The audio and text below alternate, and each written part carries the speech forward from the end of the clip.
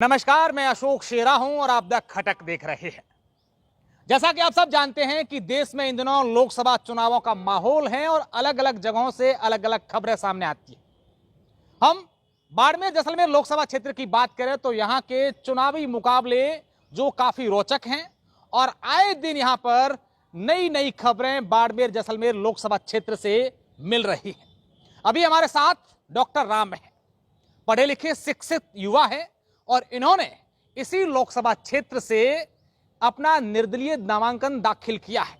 एक तरफ कांग्रेस, एक तरफ बीजेपी, तो दूसरी तरफ निर्दलीय रविंद्र सिंह भाटी और निर्दलीय डॉक्टर राम चौधरी। इनसे बात करते हैं, जानते हैं कि ये कॉरपोरेट संस्थानों से अलग अलग फील्ड में हर जगह काम किए होने के बाद अब राजनीति में क्यों आए, क्या चस्का लगा है इनको राजनीति का, क्या ये असल में यहां की जनता की सेवा करना चाहते हैं, अपनी पढ़ाई का सदुपयोग इस जनता की सेवा में लगाना चाहते हैं। तमाम बातें इनसे करेंगे। स्वागत है द खटक में आपका। बहुत बहुत शुक्रिया, आपका बहुत बहुत धन्यवाद द खटक चैनल के माध्यम से। डॉक्टर राम काफी चर्चाओं में रहते हैं, सोशल मीडिया पर भी तमाम मुद्दों पर आप लोग, हम देखते हैं कि सोशल मीडिया पर तमाम मुद्दों पर बातचीत करते हैं, अपनी बात प्रखरता से रखते हैं। फिर ये राजनीति क्यों लगा कि राजनीति में मुझे आना चाहिए और कैसे आप ये सब चीज़ सर्वाइव कर पाएंगे, क्योंकि इतना बड़ा क्षेत्र है, सामने धुरंधर आपके राजनीतिक मैदान में हैं। राष्ट्रीय राजनीति का मैं हिस्सा रहा हूँ, शायद आपको पता नहीं होगा। हाँ। भारतीय जनता पार्टी के लिए मैंने 10 साल काम किया। अच्छा। जी हाँ, संगठन से लेके हमने, हालांकि क्या है कि संगठन के अंदर कोई पदाधिकारी नहीं थे, तो पार्टी से ही बगावत कर ली है, ये कहना चाह रहे हैं आप? पार्टी से बगावत नहीं की है, स्थानीय संगठन के कुछ नेताओं द्वारा दरकिनार करने का प्रयास किया गया। जैसे आपको ध्यान में होगा कि जब जिला परिषद की टिकटों का मामला था तो 6 नंबर वार्ड से मेरी प्रखर दावेदारी थी और मुझे जिला अध्यक्ष जी ने कहा भी था कि आप बिल्कुल वहीं से चुनाव लड़ेंगे। और दोनों चुनाव टाइम जैसे ही लास्ट जब डिक्लेयर की गई टिकटें तो उसमें मेरा नाम नहीं पाया, तो उस समय मैं काफ़ी टूटा। फिर मैंने भारतीय जनता पार्टी का एक निष्ठावान कार्यकर्ता होने के नाते शंकर जी के समर्थन। अच्छा, जिला परिषद की खटक जो है वो खटक पर निकाल रहे हैं? नहीं, ऐसा कुछ भी नहीं है। फिर मैंने सोचा मैं युवाओं के लिए जीता मरता हूँ। अच्छा, फिर किसका समर्थन किया आपने? उस समय मैंने शंकर देवासी का किया, जो भाजपा के प्रत्याशी। भारतीय जनता पार्टी का निष्ठावान कार्यकर्ता होने के नाते मैंने उनका फिर वो आपका समर्थन ठीक चला?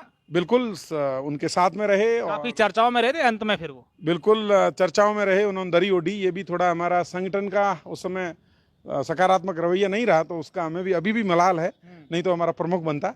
लेकिन खैर ये सब चीजें समय के साथ में रहती है। चलो, तमाम राजनीतिक बातें अपन बाद में करेंगे, लेकिन उससे पहले मैं आपके बारे में कुछ जानना चाहता हूँ। बाड़मेर जैसलमेर बालोतरा की जनता को ये बताना चाहते हैं कि कौन है डॉक्टर राम चौधरी? डॉक्टर राम अपने ऑयल एंड गैस इंडस्ट्रीज के इंजीनियर है, एडवोकेट है, मैनेजर है, प्रोफेसर है, पत्रकार भी हैं और कवि हैं, लेखक हैं, सब कुछ हैं।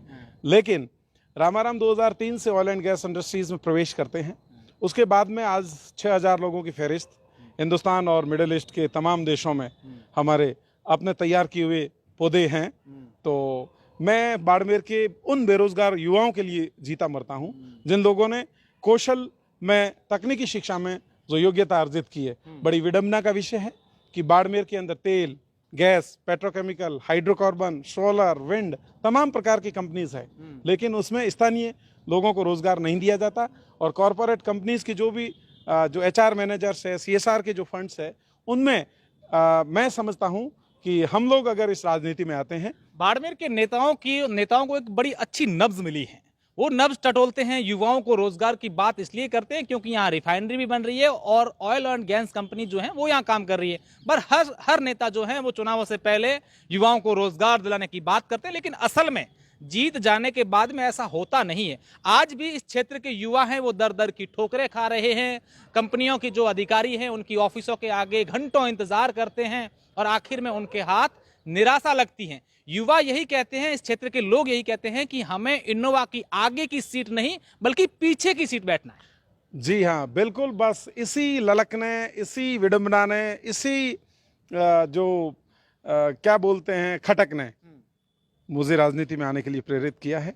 मैं समझता हूं कि अगर मैं राजनीति में आता हूं, मैं यहाँ का स्थानीय सांसद अगर निर्वाचित होता हूं, तो मेरे यहाँ के 30 से 35 हजार युवा बड़ी अदब से और जिम्मेदारी से रोजगार पाएंगे। अच्छा, सपने तो आप देख रहे हैं सांसद निर्वाचित होने के, लेकिन कैसे? चुनौती नहीं मानते इस क्षेत्र को? तमाम इन जो आपके सामने बड़ी बड़ी ताकतें कहें, चाहे दोनों राष्ट्रीय पार्टियों के प्रत्याशियों की बात करें या फिर तमाम जो चुनावी मैदान में लोग हैं, आप मानते हैं कि चुनौती है आपके सामने, बड़ी चुनौती है? बिल्कुल बड़ी चुनौती है।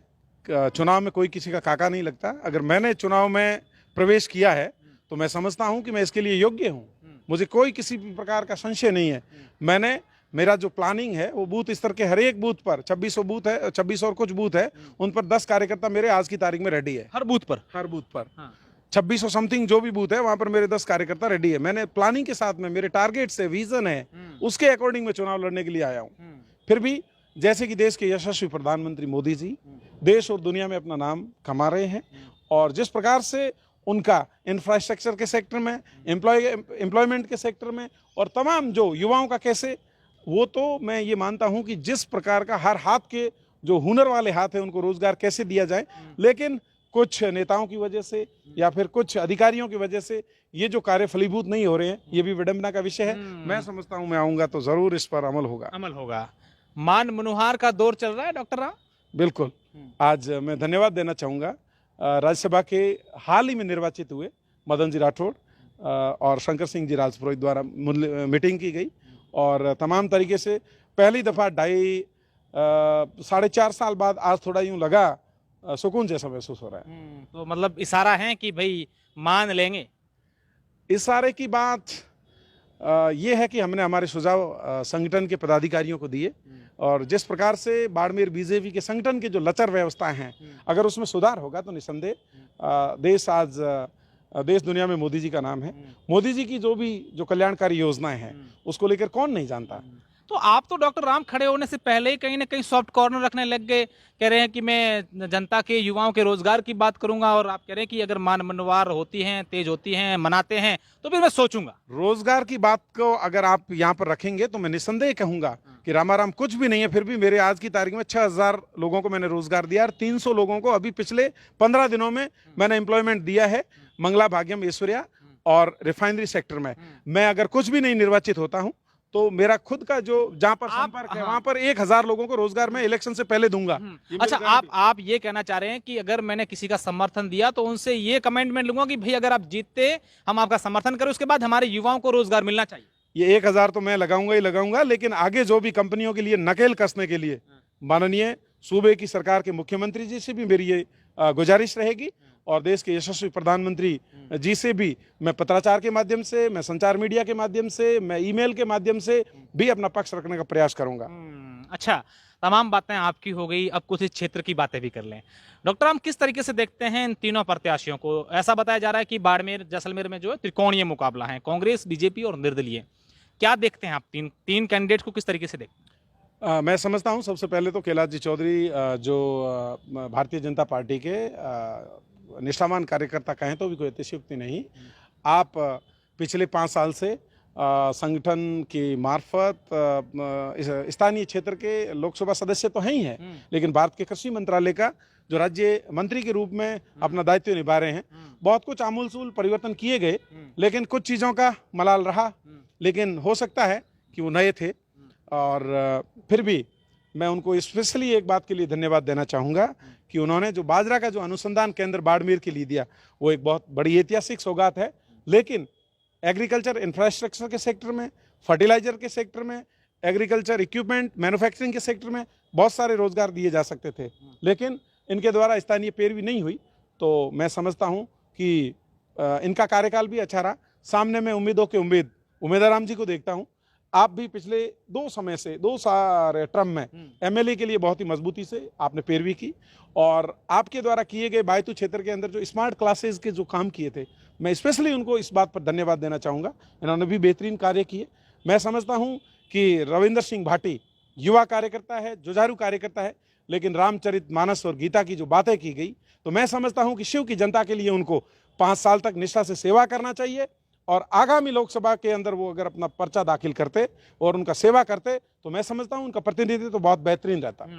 डॉक्टर राम, एक सवाल, एक युवा होने के नाते, एक शिक्षित होने के नाते मेरा एक आपसे सवाल है कि इन दिनों हम लोग देख रहे हैं कि यहाँ जो राजनीति है वो कहीं ना कहीं जाति के आधार पर हो रही है।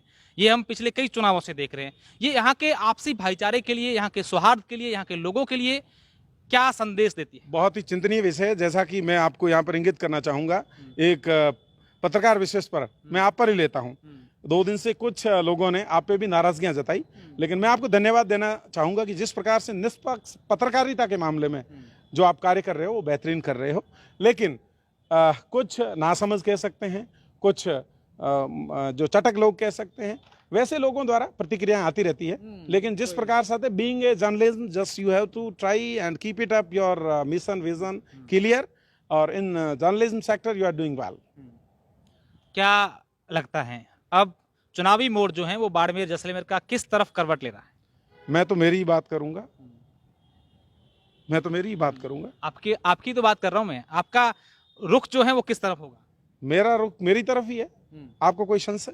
अभी आप कह रहे थे कि भाजपा वाले मान मनोवार कर रहे हैं। देखो, ऐसा है, घर वापसी होना कोई गलत बात नहीं है, लेकिन मैं अभी जो आज की आप बात कर रहे हैं, तो मैं निर्दलीय प्रत्याशी के तौर पर मैंने मेरे सुझाव दिए हैं, और मैं उस संगठन के लिए अगर मेरी बात, मान, मनोबल और मेरे सुझाव माने जाएंगे तो निस्संदेह ज्वाइन। सबसे पसंदीदा नेता कौन है डॉक्टर राम?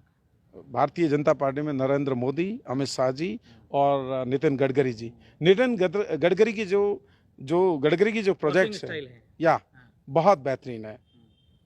बिल्कुल, ये डॉक्टर राम हैं जिन्होंने अपनी खूब सारी बातें बेबाकी से की, हर एक सवाल का जवाब खटक पर बड़े अच्छे तरीके से दिया।